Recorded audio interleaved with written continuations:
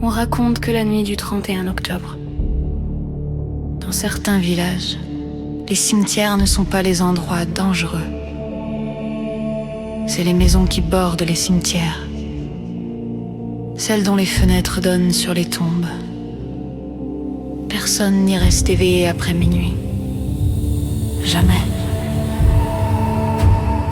Ceux qui ont essayé, ceux-là, on ne les a pas retrouvés conscients. Certains, on ne les a pas retrouvés du tout.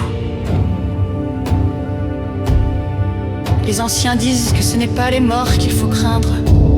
Les morts ne bougent pas. Ils restent là où ils sont. C'est ce qui vient les voir qu'il faut redouter.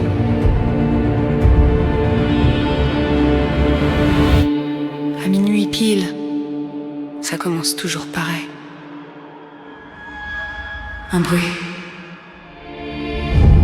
Pas fort, pas violent, juste une présence qui se lève quelque part. Comme si de l'autre côté du verre, quelque chose restait planté devant ta fenêtre, à respirer lentement. Tu ne le vois pas, tu sais juste qu'il y a quelqu'un, ou quelque chose.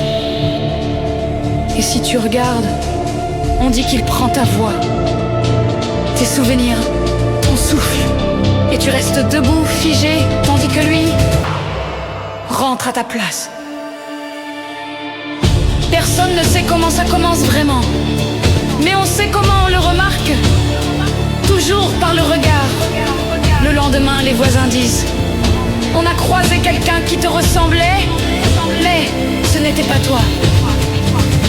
La peau trop tendue, un sourire trop tard, un mouvement trop lent, un regard vide, comme s'il portait ton visage, comme un masque un peu trop lourd. Et toi, si tu n'es pas parti, tu es derrière la vitre, toujours là, éveillé, toujours conscient. Mais personne ne t'entend frapper.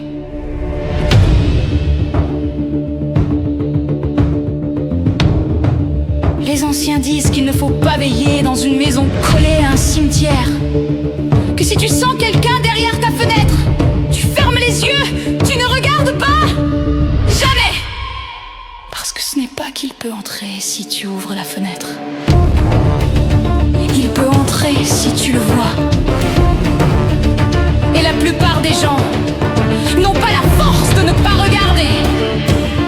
La nuit d'Halloween, ceux qui vivent près des tombes dorment dans leur salon, loin des vitres, en laissant la télévision allumée, pas pour le bruit, pour cacher leur respiration.